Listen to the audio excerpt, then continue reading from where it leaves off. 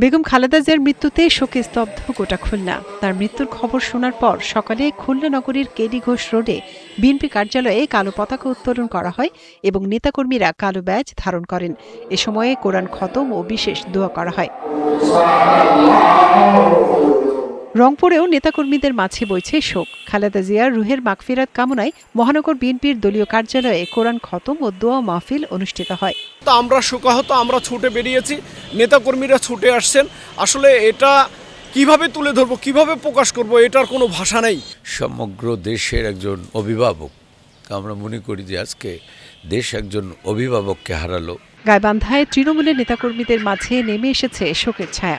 সকালে দলীয় কার্যালয়ে নেতাকর্মীরা কালো পতাকা উত্তোলন করেন এবং মাদ্রাসা ছাত্রদের নিয়ে কোরআন তেলাওয়াত করা হয়। সকালে গাজীপুর শহরের দলীয় কার্যালয়ে কোরআন খতম দেয়া হয়। জাতীয় পতাকার পাশাপাশি ওড়ানো হয় কালো পতাকা।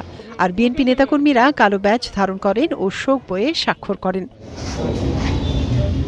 নোয়াখালীতে দলীয় সিদ্ধান্ত অনুযায়ী জেলা ও উপজেলার বিভিন্ন হাটবাজারে, ব্যবসা প্রতিষ্ঠানে ও দলীয় কার্যালয়ে কালো পতাকা উত্তোলন করা হয়েছে। এছাড়া কালো ব্যাজ ধারণ, শোক বইয়ের স্বাক্ষর ও বাদ জোহর, কোরআন খতম ও মিলাদের আয়োজন করেন দলীয় নেতাকর্মীরা। জান্নাতবাসী করেন ইনশাআল্লাহ, ওনার পরিবারের শোক সন্তপ্ত পরিবারের শোক সহিবার শক্তি দান। উনি ওনার পরিবার, পুরো পরিবার নির্যাতিত হয়েছে।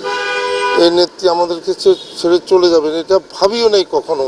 আমরা গোটা জাতি উনার কাছে ঋণী, এত বড় ঋণী যা কোনোদিন শোধ হবার নয়। যশোরে শোকাহত বিএনপি নেতাকর্মী ও সমর্থকরা। সকাল থেকেই তারা জড়ো হতে থাকেন জেলা বিএনপি কার্যালয়ে। এ সময় কান্নায় ভেঙে পড়েন অনেকেই। বেগম খালেদা জিয়ার মৃত্যুতে ব্রাহ্মণবাড়িয়া জেলা বিএনপির উদ্যোগে আলোচনা সভা, কোরআন খতম ও দোয়া মাহফিল অনুষ্ঠিত হয়েছে।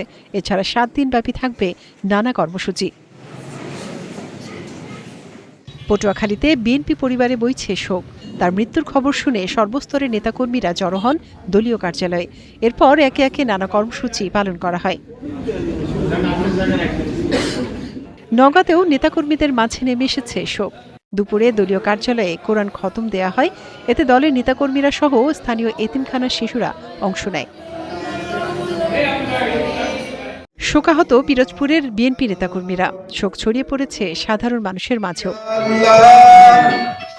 নড়াইলে খালেদা জিয়ার বিদেহী আত্মার মাগফিরাত কামনা করে কোরআন খতম ও দোয়া মাহফিল অনুষ্ঠিত হয়েছে। মনিরা কাজুরি, ৭১।